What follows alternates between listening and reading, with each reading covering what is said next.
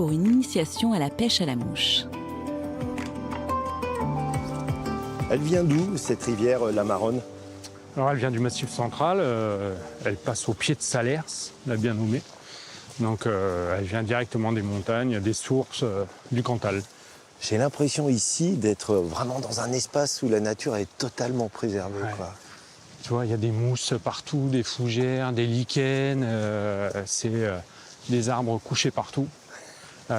C'est l'état primaire. Et c'est ça qui fait que le Conservatoire des espaces naturels du Limousin a proposé que cet endroit devienne une réserve naturelle, régionale. Donc, ça dit la qualité environnementale quand même de ces gorges de la Maronne. Quoi. Oui, absolument. Il y a des lichens donc, qui sont présents et qui ne sont là que grâce au fait que l'air est totalement pur. Ah, c'est à la moindre pollution, il meurt. Quoi. Voilà, c'est ça. Donc marqueur de qualité. Exactement. Et j'imagine que c'est pareil pour l'eau. C'est exactement pareil pour l'eau. On a une rivière, pollution, elle ne connaît pas. Donc c'est pour ça qu'on a des truites Fario qui sont là et qui sont d'excellents marqueurs aussi sur les qualités d'eau.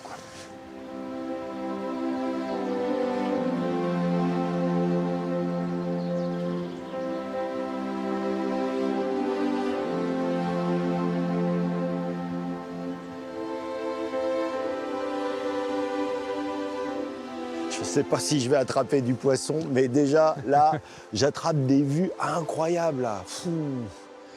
Ce sont des belles ambiances. Hein. On a changé, on était presque dans les tropiques avant. Ouais, et puis là, ça a changé en fonction de l'orientation par rapport au soleil. Là, c'est un petit peu plus sec, on voit, on a de la bruyère.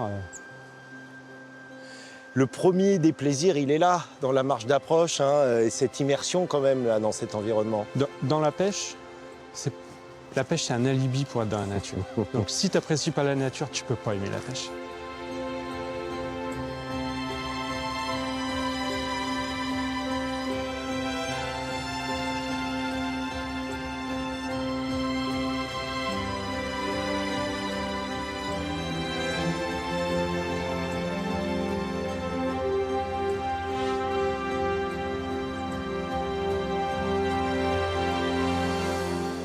Mathieu, je t'écoute, ou plus ou moins je te regarde, parce que je n'y connais rien à la pêche à la mouche. Comment ça se passe? Alors écoute, on va essayer pour commencer de pêcher avec une mouche qui flotte sur l'eau pour voir si une truite vient, tu vois.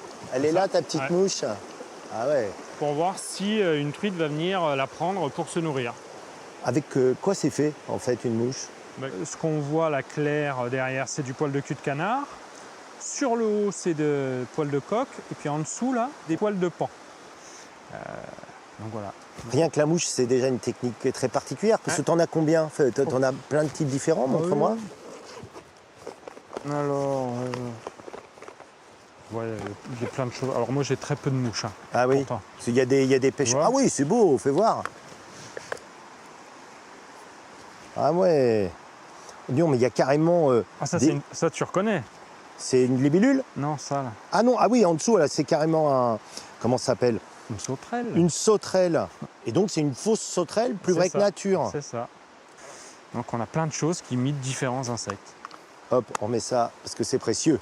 Donc on va pêcher le petit courant qui est devant nous. Alors, pour tu voir s'il se pêches passe quelque chose. obligatoirement vers l'amont? Toujours en amont. Pourquoi? Toujours en amont. Parce que les truites, elles ont toujours le nez dans le courant. Donc elles regardent devant elles. Ah, elles vont Et- toujours en remontant. Voilà. Parce qu'en fait, c'est l'eau qui descend qui amène la nourriture. Alors, je te regarde. Allez, on essaye. Ouah, c'est toujours aussi beau, ce geste. Donc hein. tu vois, on voit la mouche qui flotte. Alors, toi, tu vois. Ah oui, Regarde. c'est posé Voilà, là-bas. voilà. Ah ouais, Et ouais. donc là, on la suit pour En voir espérant si, que- voilà, en espérant qu'il y ait un poisson qui vienne la prendre.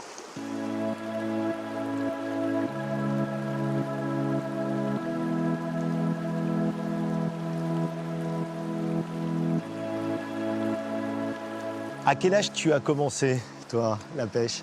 J'ai commencé, je devais avoir 5 ans, tout seul, dans mon coin. Je ne sais pas pourquoi. J'ai une photo de moi, personne ne m'a montré. J'ai un bout de bois, une ficelle et puis... ouais. Et je suis assis sur un tabouret, j'ai rempli une bassine d'eau et puis je passe des heures. Quel plaisir, en fait, tu viens chercher, toi? Celui d'attraper le poisson ou c'est vraiment un ensemble? Oh non, regarde devant nous, ouais. On est tellement bien ici. On a personne qui nous embête et tout. En fait, le poisson, si tu prends un poisson, c'est un plus, mais c'est pas une fin en soi. Enfin, pour moi, moi, ne pas prendre de poisson, ça me dérange pas du tout. En plus, il faut préciser que toi, tu fais du no-kill. No-kill, c'est ne pas tuer. C'est-à-dire, quand tu attrapes un poisson, t'en fais quoi? Je le remets dans l'eau.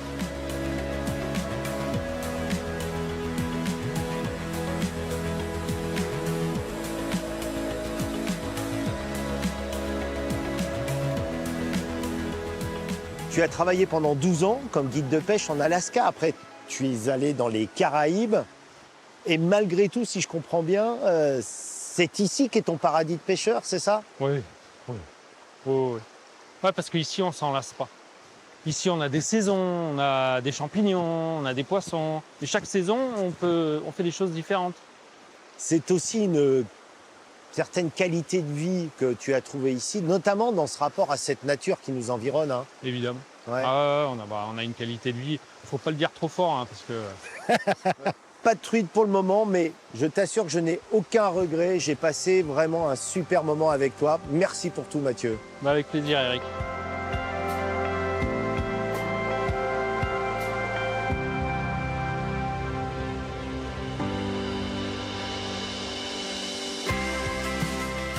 Retour le long de la Dordogne.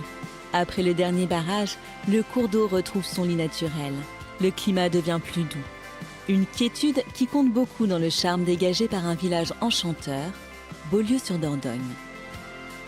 L'histoire raconte qu'au IXe siècle, Rodolphe de Turenne, archevêque de Bourges, tomba en extase devant cet écrin de nature, lové dans un méandre. Il nomma le lieu Bellus Locus, textuellement le beau lieu, et y fonda une grande abbaye.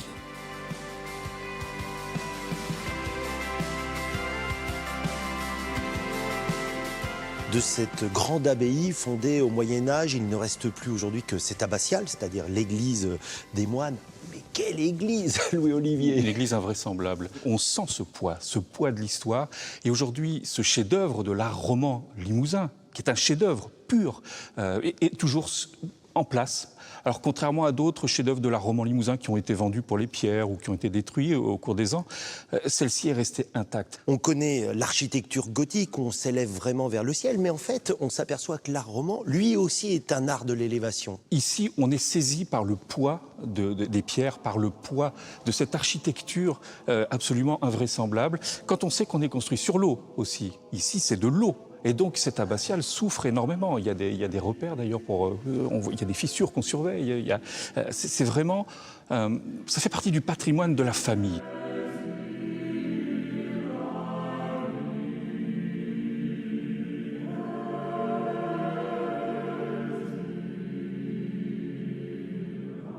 La majesté de cette abbatiale, elle traduit la réussite de ce monastère. Alors, il y a notamment des raisons religieuses, lesquelles? Alors, quand Rodolphe de Turenne a fondé ce monastère, non pas cette abbatiale, mais ce monastère, il a donné des reliques. Évidemment, parce que la relique, c'est le jackpot pour une abbaye. On vient de partout et on était sur le chemin de Compostelle ici. C'était une des voies pour Compostelle ou pour Rocamadour. Et donc, il y avait énormément de pèlerins. On a fait beaucoup d'argent et des reliques, il en reste. Des reliques qui ont été sauvées in extremis à la Révolution. On devait les détruire le lendemain. Elles ont été sauvées la veille. Elles ont été mises de côté par deux religieuses. Ces reliques, on les possède encore aujourd'hui. Et ce qui est amusant, c'est que, par exemple, vous avez des bras reliquaires qui ont dedans, à l'intérieur, des bouts de bras, des bouts d'os. On a la chasse de Saint-Prime et Saint-Félicien. Et ces reliques, elles ont attiré, comme dans toutes les églises qui avaient des reliques, beaucoup de monde. Et elles ont donné beaucoup d'argent aux moines.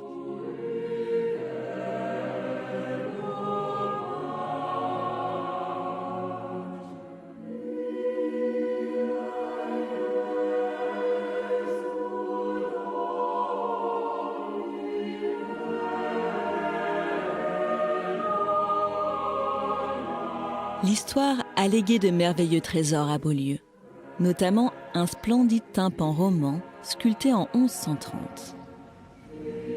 Ici, on est devant une bande dessinée, tout simplement, parce qu'il faut raconter la vie du Christ, il faut raconter la résurrection, il faut raconter les âmes des pécheurs qui sont pardonnés, qui sont sauvés. Alors, on peut remarquer plein de détails. Ce qui est très facile à voir, ce sont les morts qui ressuscitent, qui sortent de leur cercueil. On peut voir des musiciens, on peut voir Saint-Pierre avec ses clés, ce Christ en croix avec la croix un peu décalée derrière. C'est exceptionnel, exceptionnel. Et tous ces personnages, ils ont tous une expression, tous les visages ont une expression, tous les visages signifient quelque chose, et même les animaux de l'enfer qui sont tout en bas, puisque l'enfer c'est tout en bas, tous sont différents, tous sont très expressif. C'est quand même un chef-d'œuvre absolu. C'est parmi les plus beaux tympans qu'on ait en Nouvelle-Aquitaine, pourquoi? C'est un des deux plus beaux tympans de France. Il est à Beaulieu-sur-Dordogne, il est protégé, et aujourd'hui encore, au XXIe siècle, il nous parle de quelque chose d'ancestral, de quelque chose d'humain qui nous prend ici aux tripes, parce que ça nous parle de nous, ça nous parle de la mort, ça nous parle du bonheur, de la résurrection. Il faut savoir le regarder, il faut savoir le lire à sa manière, chacun à sa manière, et puis ne pas passer trop vite.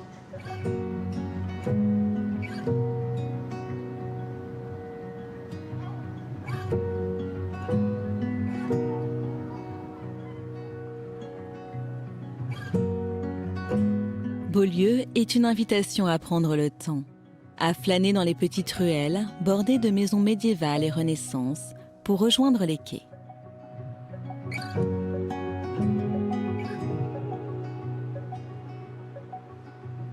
Si nous étions venus sur ces quais il y a 150, 200 ans, qu'est-ce qu'on aurait vu, Louis-Olivier? On aurait vu beaucoup de petites barques de pêcheurs, on aurait vu beaucoup de filets, on aurait vu une activité au bord de l'eau très importante parce qu'on pêchait énormément. Il y avait aussi les gabarres qui passaient là, qui passaient chargés. Alors, Beaulieu-sur-Dordogne, pour les gabarres, c'était le début de l'ennui. Parce que jusqu'ici, la rivière était marchande, le fleuve était marchand, le fleuve avait allé au rythme du cheval au galop. Fleuve marchand, ça voulait dire qu'il pouvait être navigué avec de la marchandise. Voilà. Raconte-nous une descente en gabarre à cette époque. C'est un voyage qu'on peine à imaginer aujourd'hui. On est sur un bateau à fond plat, il n'y a pas de quille, il n'y a pas de fond. On ne charge pas au fond du bateau parce que sinon le fond s'arrache, donc on charge sur les plabords. Et on charge jusqu'à 20 tonnes de matériaux. Il y a un pilote avec une très grande perche pour faire le gouvernail, et souvent il fallait s'attacher pour ne pas être éjecté du bateau. Il y a 2 rameurs, et puis il y a souvent un piqueur pour repousser les rochers au dernier moment. Et on part sur l'eau qui va à la vitesse d'un cheval au galop. Et donc on va très vite. On fait 400 km en 5 jours avec 20 tonnes de matériaux. Si on faisait 2 voyages, un voyage, on pouvait vivre toute l'année. Si on faisait 3 voyages, c'était merveilleux. Et sous Louis XVI, c'était le jackpot. Les marins de la Haute-Vallée de la Dordogne ont été déclarés marins de la Royale, donc ils avaient une retraite.